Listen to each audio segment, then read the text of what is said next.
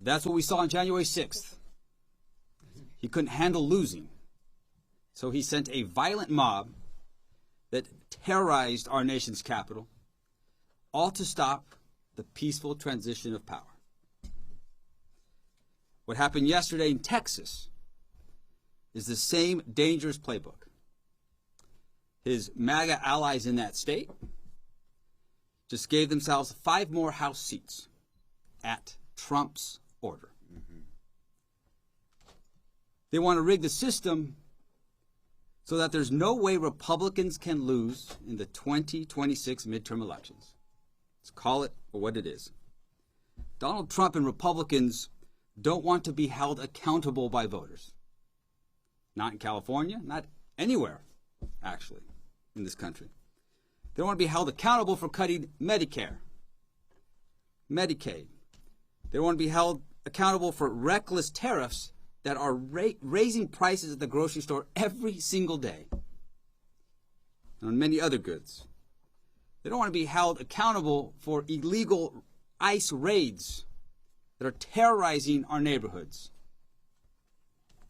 They don't want to be held accountable for the corruption that sees Donald Trump, his family, his closest friends raking millions of dollars while everyone else struggles to get by in this country. The list goes on and on and on. Of course, Donald Trump doesn't want to be held accountable for his failures in this next election. That's why he is trying to rig it. Well, Mr. President, here in California, we are going to hold you accountable for your failures. And we will do whatever it takes to preserve American democracy and ensure that voters can still let you know in 2026 what they think of your job performance. And this bill is a temporary measure in response to an urgent threat. Californians can see that threat. Why? Because we are living through the consequences of Trump's policies every single day. And today, we are giving every Californian the opportunity to say no to Donald Trump's power grab and to stand up for our people, for our state, and for our democracy. And with that, I want to invite up here Senate Pro Tem Mike McGuire.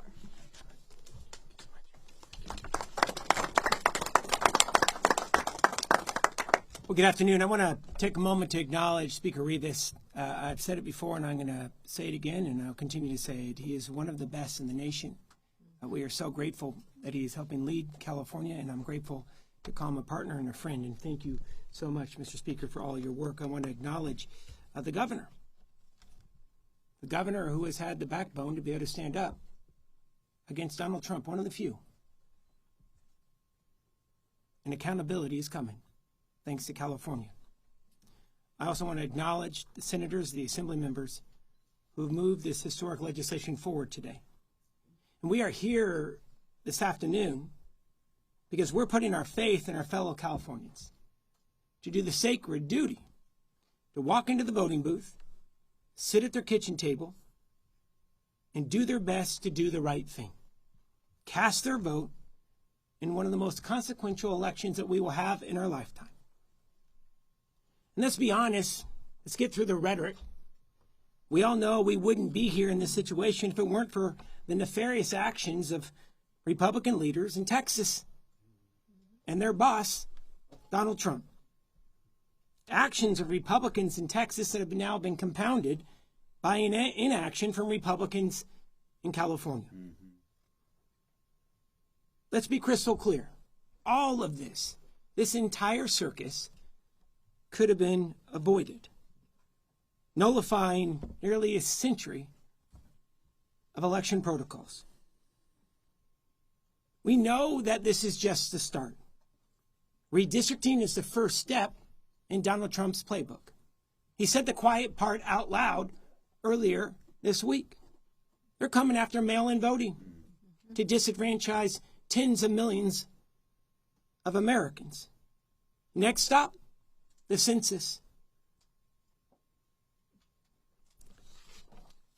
Our Republican colleagues, all this week here in California, Republican leaders have gone on TV, had press conferences, did live events on their social media, expressing outrage about the action that California is taking.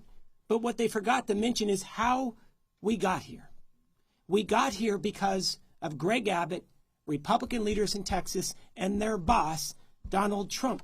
They started all of this.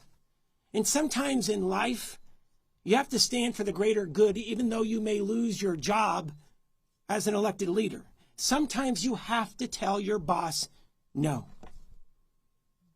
You have to do something constructive, do everything in your power to ensure free and fair elections. And that's what Democrats did today here in California. And certainly you have to do more than vote against redistricting reforms the way Republicans have year after year after year. Their votes are public. They have voted against the vast majority of independent redistricting reforms advanced in this legislature over this past decade. You know, it is offensive to be able to see these sham lawsuits that Republican leaders in California are advancing. We called it the Scaramucci of the lawsuits in the last 48 hours. The Supreme Court rejected it. And it's offensive because their brethren are literally tracking elected leaders with state troopers, calling in the FBI, locking legislators in the chambers, and dragging a female legislator out of the bathroom just simply because she didn't have permission to go. Here is, I think, all of our concern. We've seen this story play out in history. The hypocrisy today may save them for today, but it won't save their hides tomorrow. Because the secret police and the Mar-a-Lago goons, they're going to find a way and a reason to come after them as well, just like they're doing Democratic mayors and leaders across this nation. All of us support independent redistricting here in California and every state in this union. One thing that we do not support is unilateral disarmament when the fairness of the 2026 election is being threatened. You know, other states may want to play games. California is the only state committed to fairness whose potential redistricting goes away the minute others drop theirs. I'm going to end it right here with this. Today was more than drawing lines on a map. It was about drawing a line in the sand to stop Texas, to stop Donald Trump from rigging this election. And the stakes are so high for California. Millions are going to lose health care. Our families will lose health care. Fire assistance will continue to be leveraged for millions across this state. People are going to continue to be snatched up off the street. Public education funding is going to dry up, and the governor will talk about a recent Supreme Court ruling that's going to hurt this state for years to come. One of the main reasons I think I voted for today is because this package of bills, the person that's going to be impacted the most is going to be waiting for me tonight at our kitchen table to tell me about his first week of school. My son, 4.5, started TK this week. Today's vote, regardless of what Republicans may say, today's vote is not about politics. Today's vote is about protecting people. It's about protecting the state, protecting our progress and everything that we stand for. It's about protecting the future, ensuring fairness, and trusting the voters. And I want to take a moment to say thank you to Governor Gavin Newsom for his leadership, for his tenacity, for his backbone. Can we please give him a round of applause? Thank you. Thank you, Mr. Pro Tem. Thank you, Mr. Speaker. To all of the leaders that are assembled here today, thank you for an outstanding job. Thank you for your faith and devotion to this larger cause, democracy that I think should unite all of us, regardless of our political party and political stripes. Let me just briefly reinforce, because I'm eager to sign a bill that no other governor in U.S. history has ever signed, a bill that will put the maps in front of the voters. We'll be the first state in U.S. history to, in the most democratic way, submit to the people of our state the ability to determine their own maps. That simply has not been done. But I want to first just briefly back up and pick up a little bit on what the Speaker and the Pro Tem said, and just remind everybody what they reminded you that need to be reminded, all of us again, of how we got here. We got here because the President of the United States is struggling. We got here because the President of the United States is one of the most unpopular presidents in U.S. history. We got here because he recognizes that he will lose the election. Congress will go back into the hands of the Democratic Party next November. We got here because of his failed policies. Those are being exposed hour by hour, reinforced today by Walmart announcing they'll be raising prices because of the tax increases, because of the tariffs. Reminded every day by a slowing economy, growing mistrust, distrust all across this nation. Across the board, he is failing. He recognized that, and that's why he made a phone call to Greg Abbott asking for 5 seats. Can't win by playing by traditional sets of rules. He plays by no rules. I remind you all the time, it's not the rule of law, it's the rule of Don. And we're standing up to that. We're responding to that. They fired the first shot, Texas. We wouldn't be here had Texas not done what they just did. Donald Trump didn't do what he just did. He went so far as to follow up and say that he didn't just want those 5 seats. He said he's, quote unquote, entitled to those 5 seats. Just pause and reflect on that. Everything should have just stopped there. President of the United States claiming he's entitled to 5 seats. That should put chills up your spine. Every Republican, not just Democrat and Independent, every American. Those enduring values that we celebrate, just celebrated 249 years, the best of the Roman Republic, Greek democracy, the rule of law, co-equal branches of government, popular sovereignty. What we'll celebrate, will we? Next year, the 250th anniversary. Masked men at the site of the Japanese that were interned and bussed in Little Tokyo last week in Los Angeles were sent right there in front of the Democracy Center as we kicked off this effort.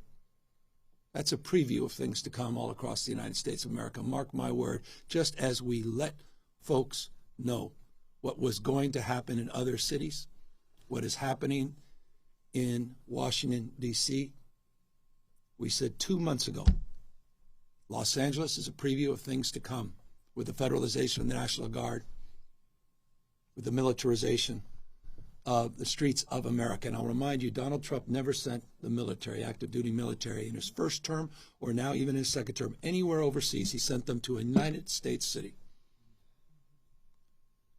They remain federalized National Guard, interestingly, through Election Day. $175 billion in the bill that was just signed to reinforce the ranks of ICE, Homeland Security, for what is increasingly becoming self-evident to anyone with eyes wide open and any level of objectivity, a private army for Donald Trump, owing an oath only to him, not the Constitution of the United States. You just heard from the Speaker that vote-in-mail ballots are being threatened by the President of the United States. 80% of Californians, no coincidence, 80% submitted their ballots in the last election, 86% in 2022, 88% in 2020. He's trying to rig the election. He's trying to set up the conditions where he can claim that the elections were not won fair and square. Open your eyes to what is going on in the United States of America in 2025. That's what this is about.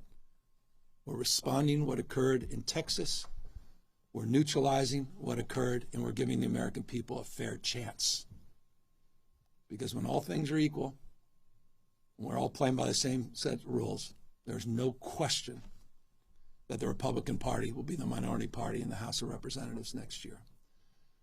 We'll be transitioning, and I'll close, from this process that has unfolded over the course of the last few weeks to the campaign.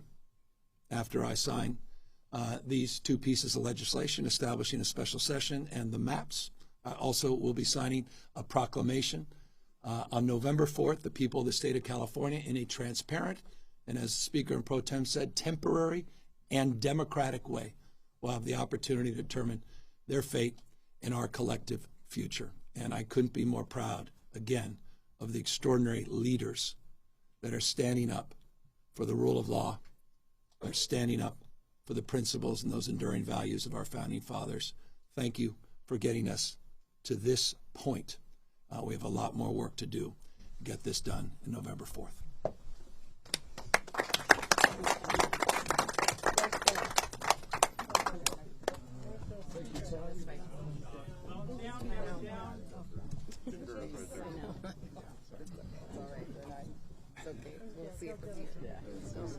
Yeah, well, here we go. Everybody's trying to get over there.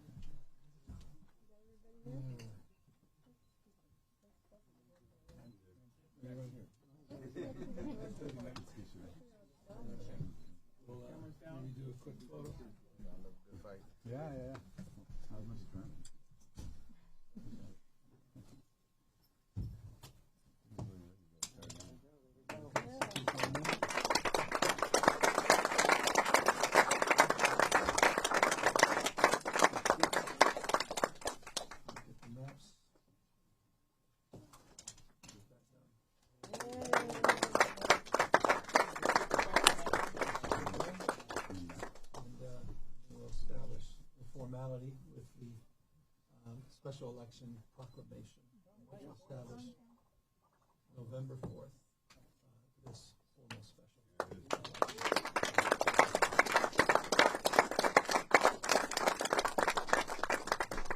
And we'll be transitioning just nearby, and we'll have a chance to take all your questions, and we'll look forward to seeing you very, very shortly. Thank you all. Thank you, everyone.